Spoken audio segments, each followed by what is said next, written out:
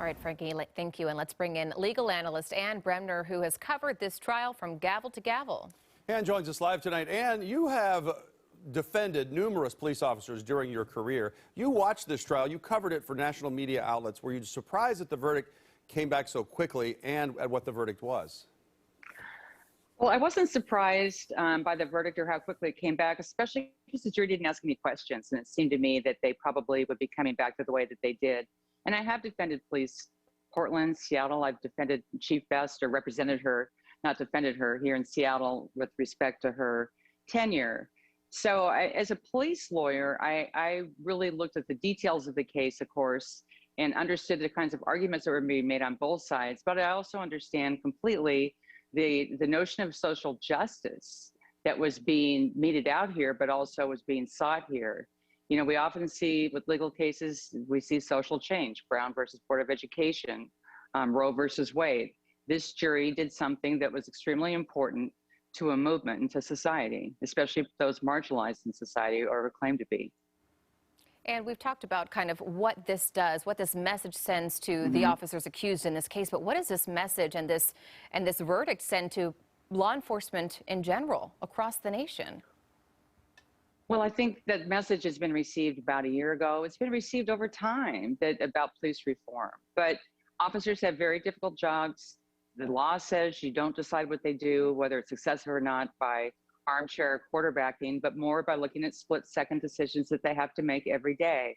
But this sends a very clear message to law enforcement that jurors are very strong and the courts are very strong and society is very strong against police misconduct. Of course, there's bad apples in police departments, and there are cases that are justified for certain kinds of guilty verdicts. But the vast majority of police officers, I think, are law-abiding, at least in my practice, and really value the work that they do in helping the public and keeping people safe. And I was really shocked when the judge chose not to have the jury be sequestered. So we've seen this verdict. Do you think that is a strong ground for an appeal? And if not, what is the strong grounds for an appeal? Well, I agree with you, David, completely. Because while they were not sequestered is when Maxine Waters made her comment that the judge really took issue with, saying these public officials should not be weighing in on whether they think he's guilty or should be found guilty. And of course, we also had we had another officer involved shooting nearby where one of the jurors actually resided while this was happening, and of course, attended protests. So that could be an issue. There's issue on the murder too, which is basically should the assault have merged with the murder charge.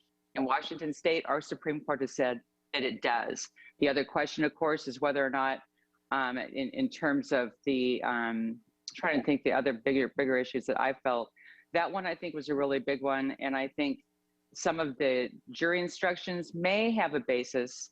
And then finally, I think with respect to the 3 different charges, I think it's being misreported to a certain extent.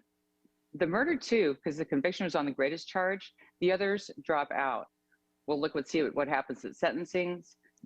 Mr. Chauvin waived the right to have a jury decide his sentence. That's a fact issue for a jury, the sentence, because are there aggravating and mitigating factors? Those are factual issues.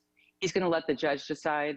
The judge has ordered a pre-sentence report and revoked his bail, of course, and remanded him immediately into custody. All right, jury sending a strong message of accountability, but more legal wrangling to come. Anne Bremner, thank you as always for your excellent opinion. My pleasure. Appreciate it. Thank you. Thanks. Well, and to recap, here is where things stand.